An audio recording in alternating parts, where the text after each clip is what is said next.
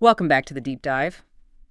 Today, we're calibrating our watches and maybe our entire mindset for right now, because it's February 2026. It's a Wednesday. It is raining out there. Naturally. Right? I mean, if we're talking about the UK, it is almost certainly raining. But we are looking at an industry today that is currently sitting on this massive shifting fault line. It definitely feels that way. Usually when we look at a topic on this deep dive, we talk about, trends or gradual shifts over time. Yeah, slow movements. Exactly. But looking at this specific stack of reports we have today, this is all from Farming Monthly National. For this month, fault line really feels like the only appropriate term. It's sudden. Yeah, the ground is literally and figuratively moving under the feet of the people who feed us. I want to set the scene for you listening before we get into the heavy economics of this, because the visuals in these source materials are just striking. They really are. If you look at the photography, the visual language of these magazines, you have this jarring, almost disorienting disconnect. So on one page, you have the timeless stuff. It's February, so it's lambing season. Right, the classics. Exactly. You have images of ewes, straw, new life, that very James Herriot, heavily romanticized view of the British countryside, which I think a lot of us still hold in our heads. And to be fair, that is real. I mean, that biology hasn't changed in thousands of years. A lamb is still a lamb. Of course.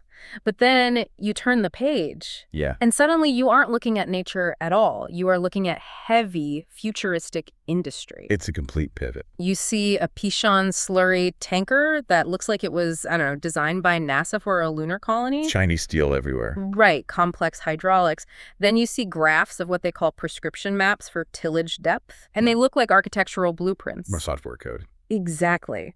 And you see these crowded trade show floors like LAMMA or Fruit Logistica, and the people there aren't talking about the weather or the soil. They're talking about data architecture. API integrations. Margin pressure. And that visual clash is really the perfect entry point for what we are covering today. Because our mission on this deep dive is to look past the tractor tires. Past the muddy boots. Right. We need to uncover the complex web beneath all that. We have high-stakes economics, a policy crisis that's literally being called a cliff edge, and a biological revolution that's being driven by a warming climate. It really feels like there is a central tension running through every single one of these articles. 100%. It's the clash between that romantic public perception, the storybook farm we all imagine, and the cold, hard reality of farming as a data-driven, survival mode business. And it is a business fighting on multiple fronts simultaneously. I think that's what strikes me most about this stack. It's not isolated. Exactly. It's not just one problem. It is a convergence. Policy, biology, economics, all hitting at once. Let's tease what we are unpacking today for you, because some of these headlines are genuinely alarming. They are. We are going to talk about a regulatory deadline in June 2027. And the industry is warning this could cost British farming £800 million. In a single year. Right, 1 year. Which is a figure that isn't just a dent in a balance sheet.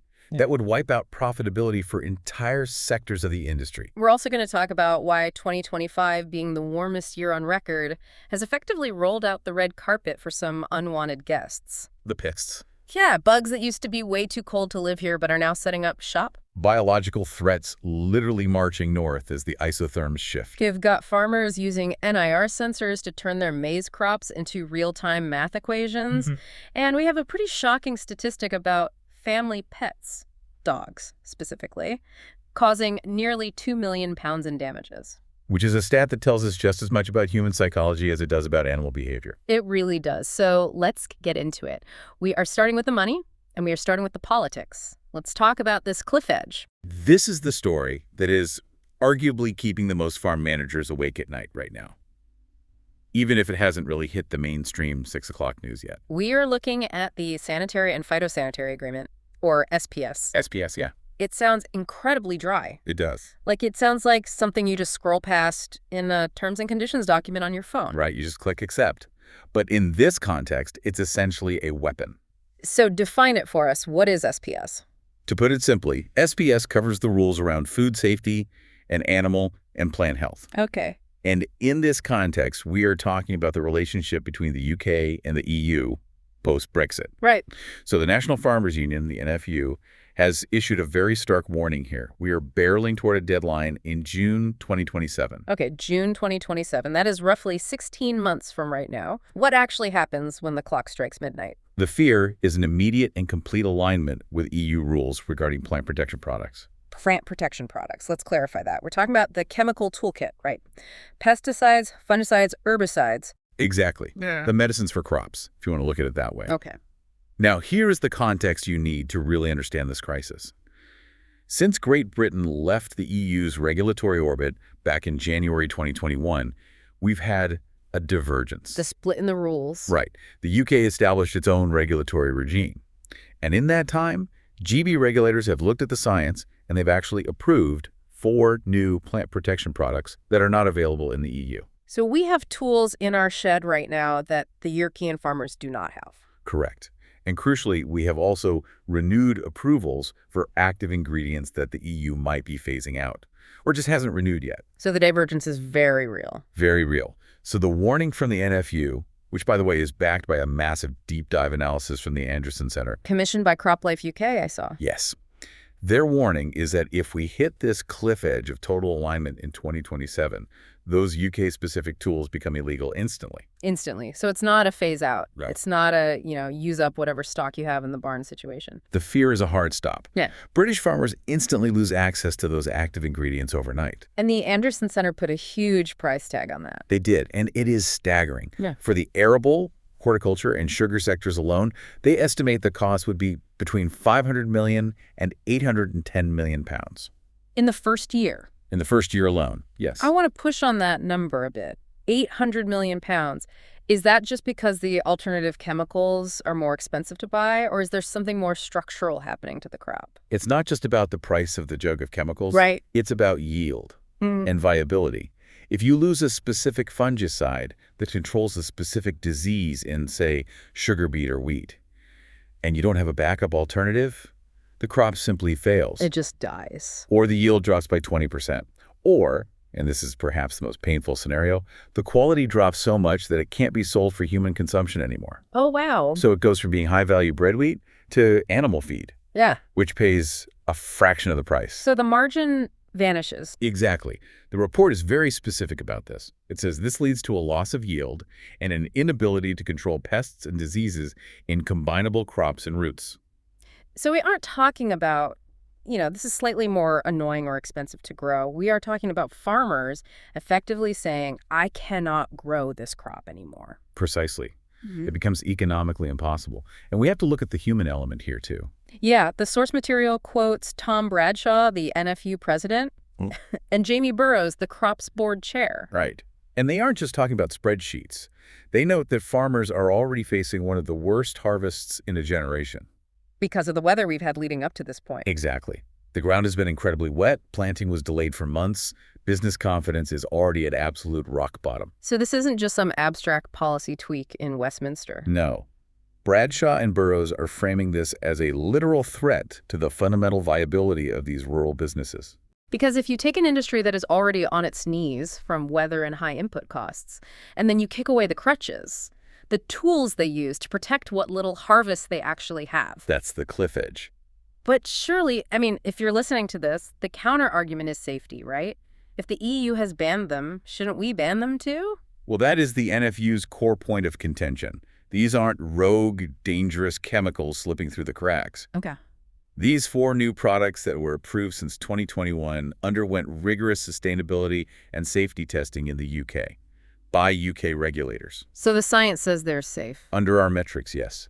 So the argument isn't really about safety, it's about bureaucratic alignment. The NFU is calling for a transition period. They want British farmers to keep access to these GB-approved actives until the EU rules come up for their next natural review. Rather than just severing access randomly in 2027. Exactly. Give them a runway. It seems like a classic case of policy needing to catch up with the biological reality on the ground. It really does. Speaking of policy and reality, let's pivot to the bigger picture here. We have this farm profitability review from DEFRA. Yes. Led by Baroness Minette Batters. Now, I have to be honest with you. Whenever I see a quote-unquote government review, I tend to get a bit skeptical. Oh, we all do. Is this just another thick report that's going to sit on a shelf in Whitehall gathering dust? Well, that is the million-dollar question. And actually, David Kinnersley from Fisher German addresses that exact skepticism in the source material. They're a major property consultancy, right? They are. He calls the report sensible and coherent, which is high praise in this industry. Yeah. But he explicitly flags the risk.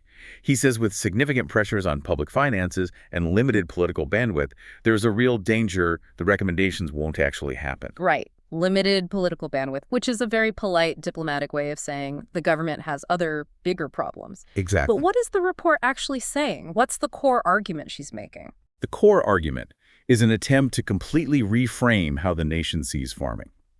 You know, economists often cite that agriculture is just 1% of GDP. You hear that a lot in Treasury discussions. Right. They say, why does it matter? It's a rounding error. It sounds incredibly small when you put it that way. Why should we heavily subsidize 1%?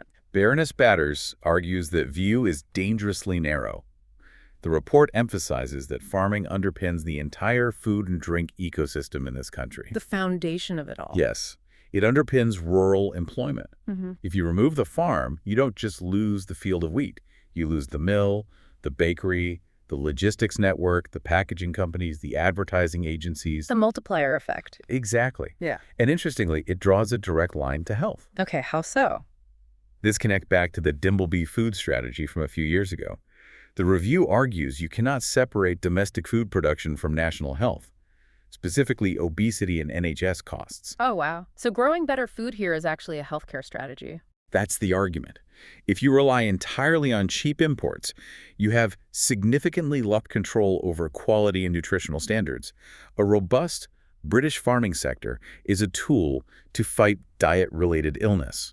That's a compelling argument. It's effectively saying, invest in farming now to save the NHS billions later. It moves farming completely out of the rural affairs box and puts it right into the national survival box. That is fascinating. But let's look at the other side of the economic equation, the people actually buying the food, the supermarkets and the supply chain. Right. We have a section here in the sources on supply chain fairness. This is a perennial battleground. The NFU has formally responded to a government consultation on fairness in the combinable crops supply chain. And there's this phrase that Jamie Burrows used in the text that really stuck with me. He called the arable farmer the shock absorber of the supply chain. It's a powerful image, isn't it? It really is. Explain what he means by that. Well, think about a car going over a pothole. The shock absorber compresses to take the violent impact so the passengers in the cabin don't spill their coffee. In the food chain, the potholes are volatile fertilizer prices, extreme weather, global market fluctuations, foreign wars affecting grain prices. Right. Burrows is saying the farmer takes all that impact. So if the price of fertilizer triples overnight, the farmer pays that cost. If the crop fails because of rain, the farmer loses the income. Exactly. But the price of bread on the supermarket shelf stays relatively stable. Or it just rises very slowly. Because the retailer protects their margin. Okay. The processor protects their margin. The farmer, who is the price taker in this dynamic, gets squeezed from both ends. They hold the biggest bag of risk, but get the smallest share of the value at the end. Exactly. So the goal of this consultation is to get transparency. They want clear contracts. They want data sharing across the chain. They want the kind of reforms we've arguably started to see in the dairy and pork sectors finally applied to combinable crops. It sounds like they just want to be treated as equal business partners, rather than just raw material providers meant to be exploited. That is the absolute essence of it, moving from a sort of feudal relationship to a modern commercial partnership. All right, so we have the economic threats outline and we have the supply chain struggle. But farmers aren't just sitting around the pub complaining about this. No, not at all. There is a huge amount of innovation happening on the ground. So let's move into section 2, innovation on the ground. And I really want to start with the AIDOPT fund. The Accelerating Development of Practices and Technologies Fund. Very catchy acronym. Rolls right off the tongue. But round 6 has just opened up. What is the actual goal here? The philosophy behind it is really refreshing, actually. There's a quote from Thomas Slattery in the text. He says, "Farmers are already innovators. For a lot of farmers, this isn't called innovation. It's just farming." I love that quote. It's not about guys in white lab coats in a sterile room. It's about a guy in a muddy field trying to fix a physical problem. Precisely. Yeah. But trying new things in a field is incredibly risky. Yeah. If you try a new crop and it completely fails, you've lost an entire year's income from that specific field. You don't get a do-over until next year. Exactly. So the grant offers between 50,000 and 100,000 pounds to de-risk these trials. And the examples in the report are great because they're so relentlessly practical. Take Bryony Graham down in Essex. What's she doing? She's looking at the commercial horticulture sector, growing plants in pots. Now, historically, that industry relied heavily on peat. Right. But we know now that digging up ancient peat bogs is an absolute disaster for carbon emissions. Yeah. So there's a massive legislative and retail push to go entirely peat-free. But you need something to actually put in the plastic pot. Exactly. You need a growing medium. Bryony is trialing using willow, which is grown on her own farm as a high-carbon crop, to create a completely peat-free compost. So she grows the willow, shreds it down, turns it into compost, and uses it to grow commercial pot plants. That's the idea. And the key is she's trying to do it with reproducible methodology. Mean what? Meaning she's not building a 10 million pound specialized factory to do it. She wants to see if it can be done with normal, standard farm equipment that her neighbors already have. That is smart, low-tech, high-impact. Because if it works, it's a whole new income stream for arable farmers and a scalable solution for the incoming peat ban. Exactly. What about Peter Southwell? He's another example in here. Yes, he's up in East Yorkshire. He's used the 8OPT fund to set up something called the Yorkshire Nutrition Club. Which sounds like a weight loss group, but I assume, given the context, it's not. In a way, it is, but for crops. Right. It's all about benchmarking. Farmers are notoriously secretive about their data sometimes. Over the hedge rivalry. Exactly. He's getting a group together to compare their crop nutrition strategies side by side, opening the books, saying, I used this much nitrogen, you use that much. Why was your yield higher than mine? So it's peer pressure, but harnessed for efficiency. Exactly. It's about accelerating the learning curve for everyone. Instead of learning from just your own mistakes once a year, you learn from 10 other neighbors' mistakes at the same time. That's brilliant. That brings us to maybe the biggest shift in terms of actual crops mentioned in this whole stack of reading, maize. The maize boom, it is undeniable right now. The attendance at the Maize Growers Association conference, the MGA, was a record breaker. 190 farmers showed up. And the acreage is huge. 240,000 hectares grown in 2025. It is rapidly becoming the break crop of choice. Explain that for the listener who might not know the agronomy. What is a break crop? So you can't just grow winter wheat in the exact same field year after year after year. Right. The soil gets depleted of specific nutrients and specific diseases like take-all build up in the soil profile. So you need to break the disease cycle with a completely different species of plant.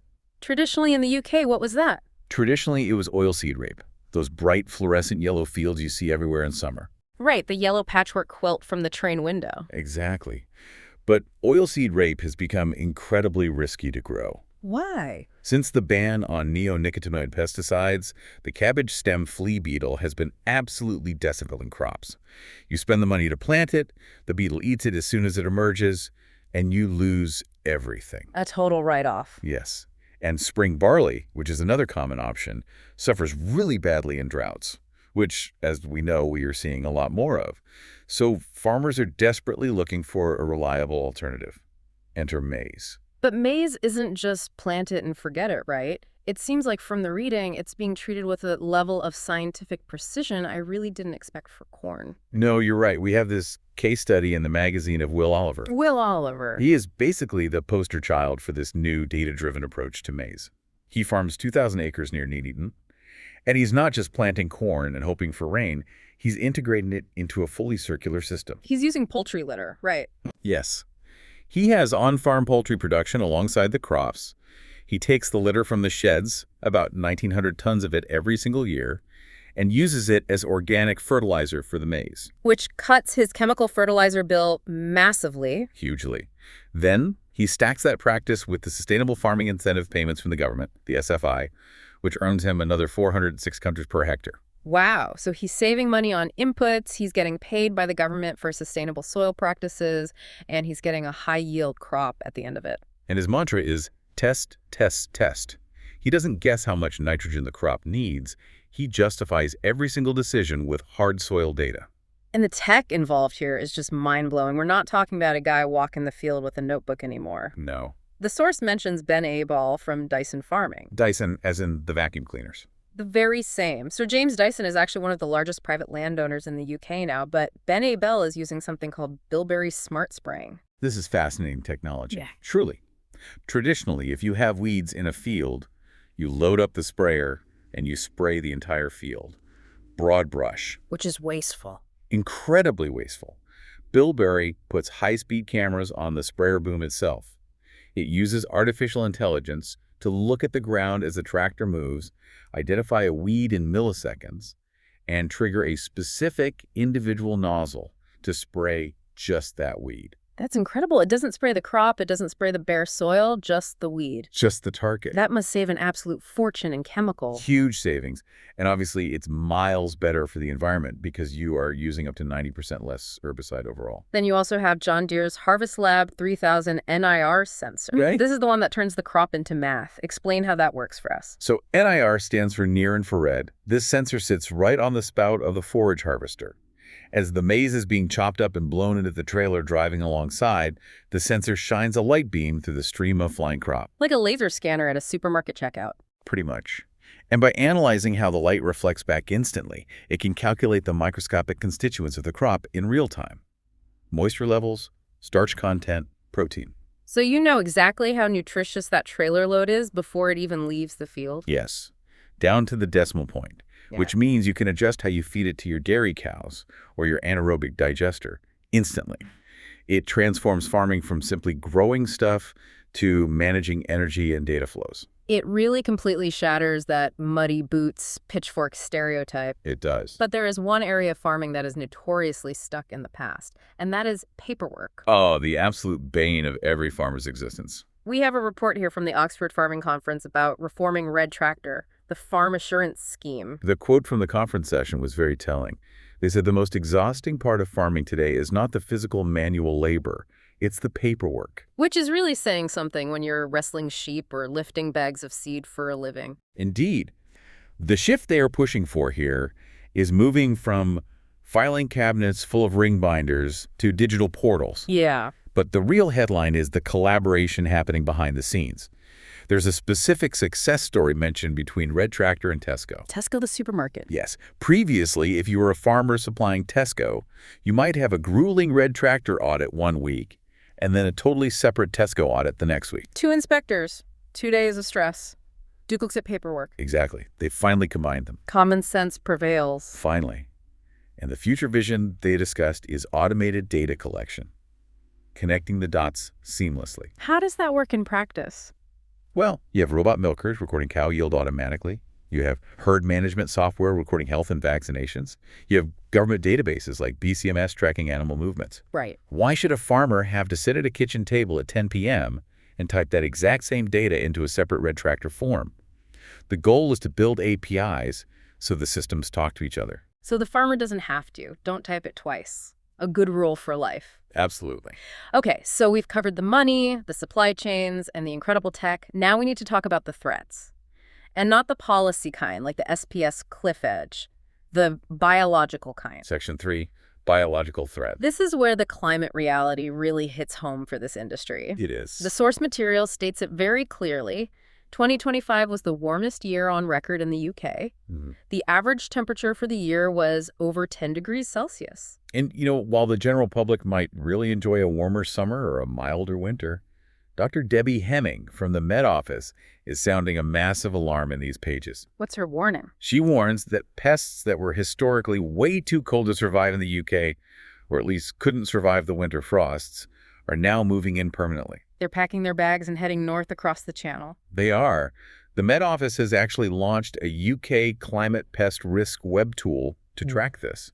It's basically a most wanted list for bugs. Who are the main suspects on the list? It's quite a rogues gallery. First, you have the Colorado potato beetle. No, wait, I thought we got rid of that. Didn't we eradicate that decades ago? We did. It was a huge success story. But the warning is that it is threatening to return. The climatic conditions are becoming hospitable for it again. Okay, what else? Then you have the brown marmorated stink bug. It sounds delightful. Oh, it's a nightmare for fruit growers. It literally pierces the skin of the growing fruit, leaving it deformed and completely unmarketable. Wow. You also have the Asian longhorn beetle and the peach potato aphid.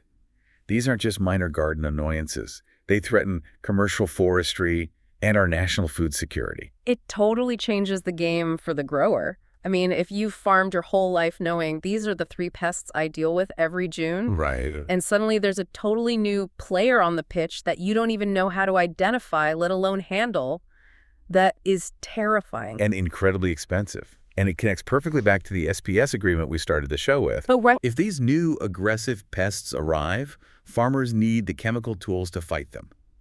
But if we align totally with the EU and hit that cliff edge, we might lose the very tools needed to stop these new invasions. You see how it's all intricately connected. It's a pincer movement.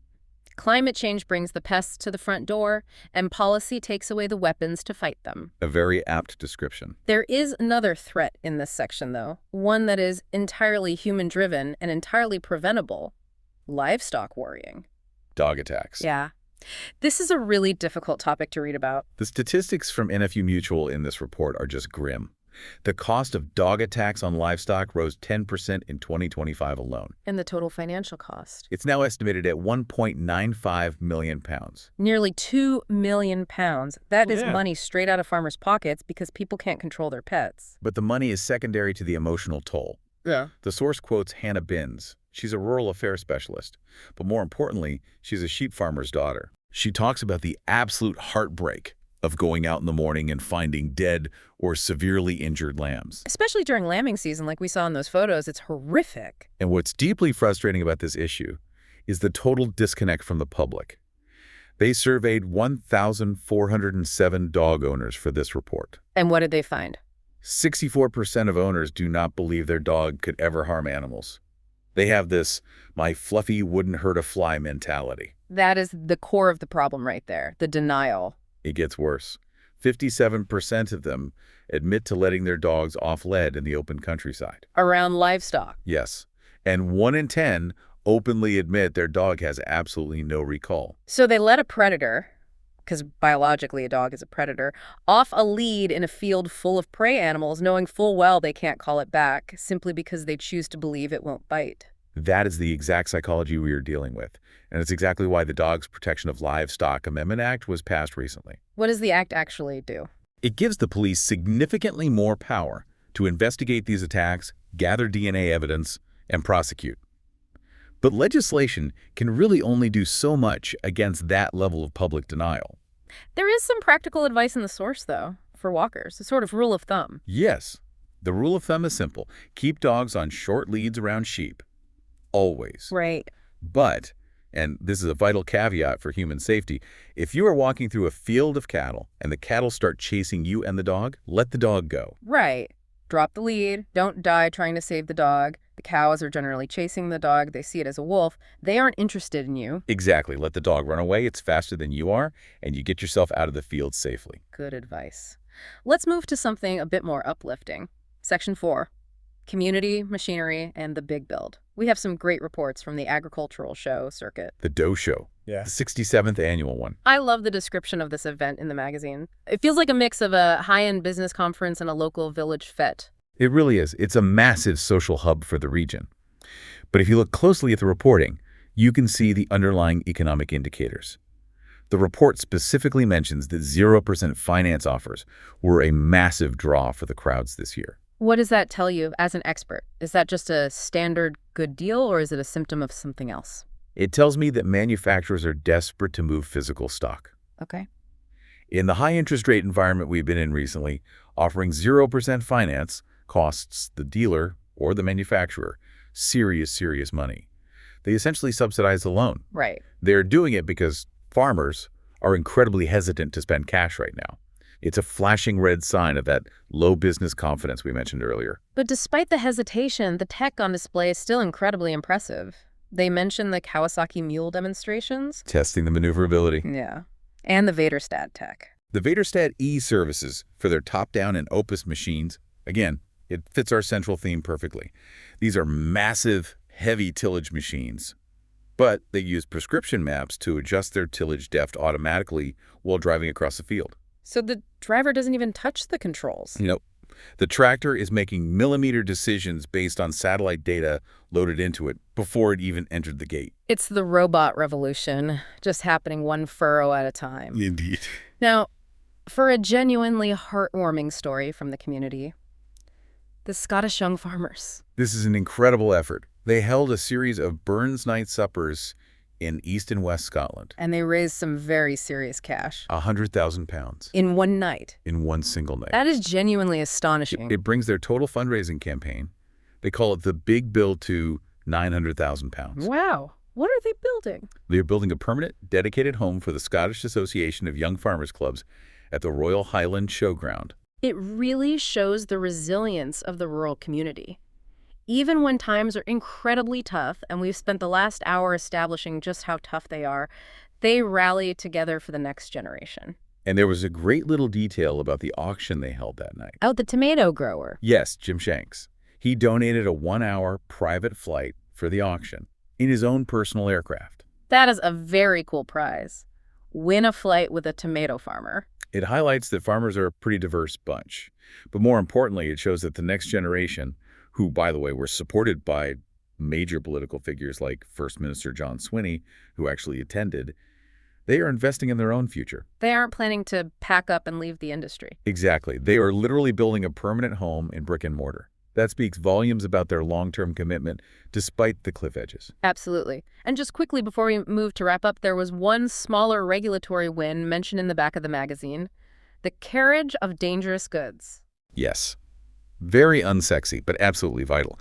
The NFU and the Department for Transport managed to maintain specific exemptions for agriculture regarding transporting fuel and fertilizer on roads. Why does that matter to the average listener? It allows farmers to move Bowsers, which are basically mobile fuel tanks, and intermediate bulk containers from farm to farm without the heavy regulatory burden that commercial haulers face. Like hazmat licensing and all that. Exactly. If they lost that exemption, the daily logistics of just getting diesel to a tractor working in a distant field would become a bureaucratic nightmare. It's a small win, but it's the kind of win that keeps the wheels turning. It's the grease in the gears. Exactly. So let's synthesize all this. We've been talking for nearly an hour, diving deep into these reports from February 2026. What is the ultimate takeaway for you? For me, it's the stark juxtaposition of fragility and adaptability. Expand on that. On one side, the sector feels incredibly fragile right now. You have the £800 million policy cliff edge looming in 2027. You have new pests moving in because of a changing climate.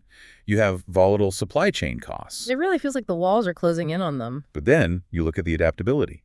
Farmers are adopting maize at record rates because OSR failed them. They are using AI and satellites to spot spray individual weeds. They are turning willow into peat-free compost. They were raising huge money for a new clubhouse. They are actively fighting back. They are. Farming isn't static. It is a high-speed collision of biology, economics, and technology. And the farmers are the ones standing right in the middle of that intersection, trying to direct the traffic. It brings me to a final thought for you listening. We've talked today about robots picking tomatoes. We've talked about satellites tracking tillage depth and NIR sensors turning crops into real-time data. But we also talked about the basic inability of a dog owner to use a lead, or the existential threat of a single tiny beetle. The ancient problems persist right alongside the futuristic solutions. Exactly. As we race toward 2027 and that regulatory cliff edge, the real question is, will the technology save the farm before the economics or the climate breaks it? That is the question of the decade. And looking at these sources today, the jury is still very much out. So, next time you drive past a field, don't just look at it as pretty scenery. Remember, it's not a postcard. It is an open-air factory floor fighting a dozen different battles at once. Thanks for joining us on The Deep Dive.